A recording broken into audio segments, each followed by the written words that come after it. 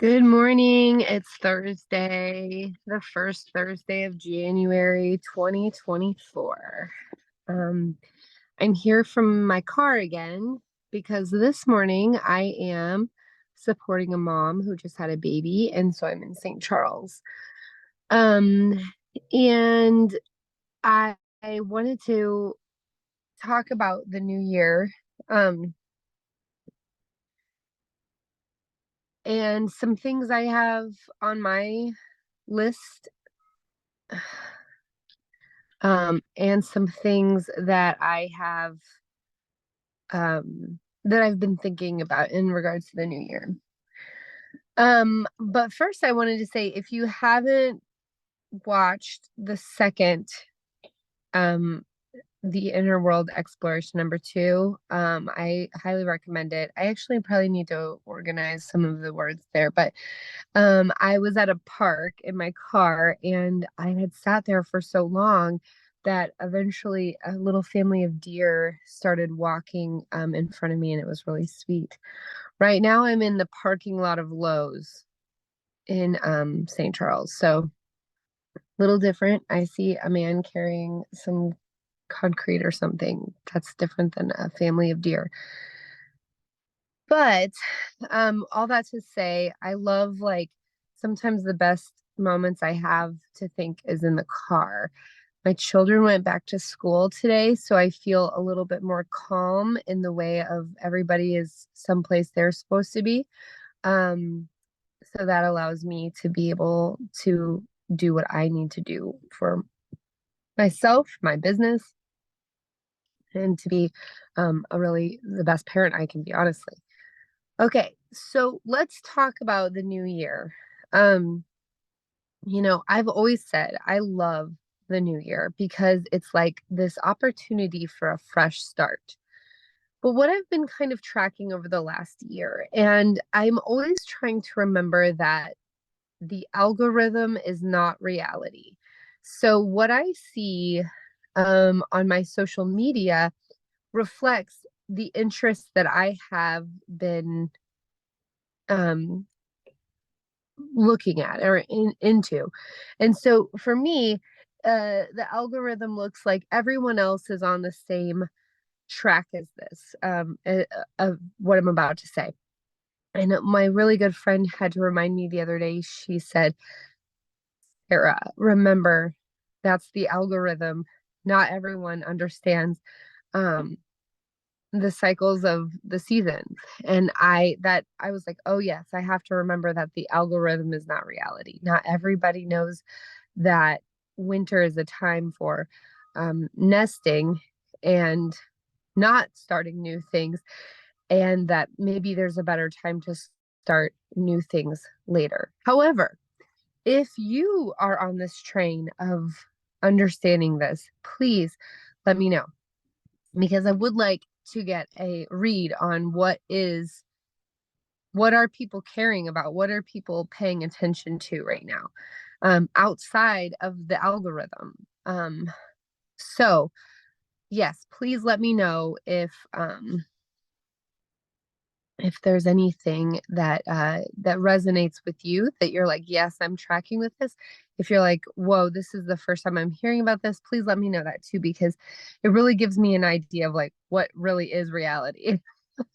And in the world of like AI and things like that, it's hard to know what is real, right? Okay. So um, you know, a lot of times people create New Year's resolutions, and I would go to say that one of the reasons why maybe they don't stick, maybe they do for some people, but one of the reasons that they don't stick is because this isn't the time to be putting in new things. It's the time to be reflecting. It's the time to come back inward. Um, and the more outward energy comes around springtime. So we can talk about what we can do instead. Now, if you're one of these people who loves New Year's resolutions, I totally get it. I love newness anytime, honestly. But what I'm starting to understand is that it's overriding the nervous system. It's pushing when maybe we do need to rest and we need to sit back. There's definitely a time to push forward, and then there's a time to sit back and reflect on what's working, what's not, but also to like regain energy. So, one practice that I like to incorporate into the new year versus like a New Year's resolution is creating a word or a feeling, emotion, and energy that you're going to kind of focus on for the year. So, excuse me. I had decided that my word for 2024, and I never get it before the first day, right? Like it has to come a couple days later. And yesterday I made this realization that my word for this year I want to be is nourish. And I posted I like reshared a meme or whatever on my personal Facebook page that said something like new me, new you, or new year, new me, or whatever. And it crossed out the new me and it said, same me, but I'm going to learn to love her better. And, or love her more, or something like that. And I just loved that because that's what this is about. That is what the new year,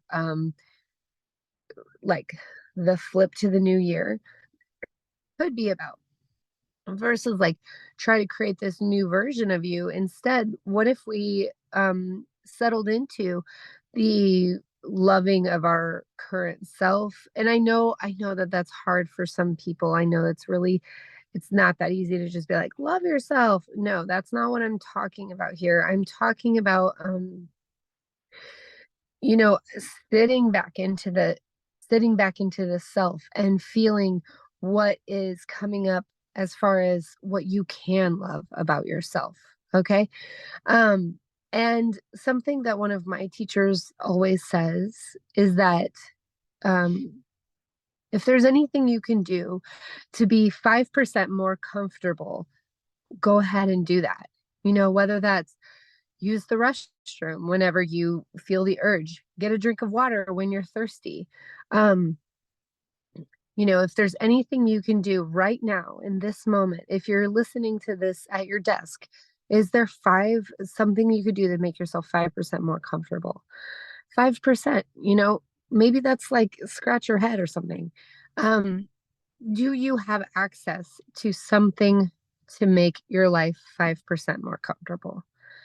Some of you might have heard me say that in the massage room. If there's anything I can get to make yourself even 5% more comfortable, what could it be? So I ask yourself, I ask you, is there anything to make yourself 5% more comfortable right now? Um, you know, a little bit about my history. I grew up in a small town and in a really strict religious family. I'll leave out some of those details because why? But part of that religious experience from my childhood leads me to thinking that I'm not worthy of nourishment. And so I've done a lot of work to release the binds of some of that. And it's a constant, it's like I'm constantly working with it. It's not like one day I wake up and I say, I'm going to decide to love myself. And then that is the way that it is. That is the end all. No, this is a constant um updating of that feeling. This is like, okay, this is what it feels like to love myself today. Then tomorrow it looks different because the cycles change and life is still happening. And then this is how it is to love myself this day, and then this day, and then this day. It's constantly looking back at how do I love myself more, um, or love myself the same, honestly. Um, so I say that because I really want to normalize like the process of learning to love yourself. And I think the 5%, is a doorway into that, and a doorway into creating and embracing more nourishment in your life. I would love for us all to live by the cycles of the seasons and the cycles of our life. And I also know that it's really hard to do that in a world that values the top-down processing, that values, mental, like your thoughts, or like how quickly you can think, or a culture that values productivity. It's hard to really live by what your body needs when you're working against a bigger entity like the culture. So the 5% rule, I don't know if that's a rule, 5% idea is a doorway to access just even a little bit more today. And in this moment, and then in this moment, and then in this moment. Okay. So let's see. So that is a little bit of contemplation for you today. What is your word for 2024? And what can you do right now in this moment to bring yourself 5% more comfort, more joy, more nourishment? Yeah. Then let's see, I want to just have a little mindful moment here. So if you can get yourself comfortable, I'm going to move around in my seat as much as I can.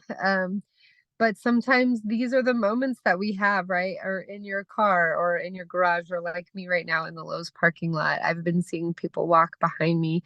They probably think I'm talking to myself, but that's okay. So find your footing. Literally, where are your feet? Mine are on the floorboard of my car. Where is the contact that you have with your body to the seat, or maybe the couch, or whatever is touching your body right now? Just note the point of contact. You can take some deep breaths, or just regular breath.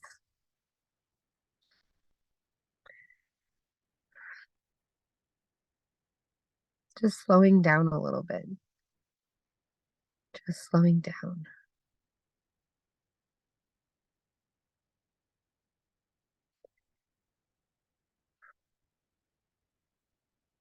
Feeling the point of contact your body is making with whatever surface you're on. If you're standing, maybe it's just your feet. For me, I'm touching the floor with my feet, the seat with the back of my legs and my bottom, and the back of my seat with my low back. You don't have to sit in any particular way. Just make sure that you are comfortable. Okay, bring your awareness inside of your body, feeling those points of contact. Now bring your awareness outside of your body. You can open your eyes or leave them closed. Feel what's happening outside. Maybe you feel the cool air.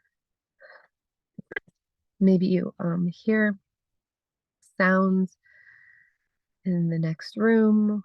All of those things are okay. You're just noticing right now. You don't have to change them. You don't have to make them more quiet or more loud. Just noticing. So you're looking big outside your body, outside yourself, and then come back inward.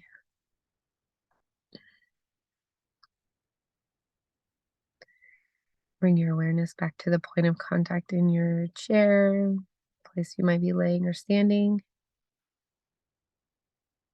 Feeling if there's any tension you may have. You might need to move just a little bit to get more comfortable.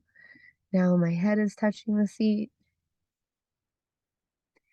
And bring your awareness outside your body again, seeing where the space between you and the wall in front of you, to the space from the back of your head to the wall behind you, and all of the space in between. And keep moving your awareness back and forth, inward and outward. Come back to yourself here. Open your eyes. Look around. Look up, look down. Just reorient yourself. That was just a really quick little minute in feeling where you are in space and time. And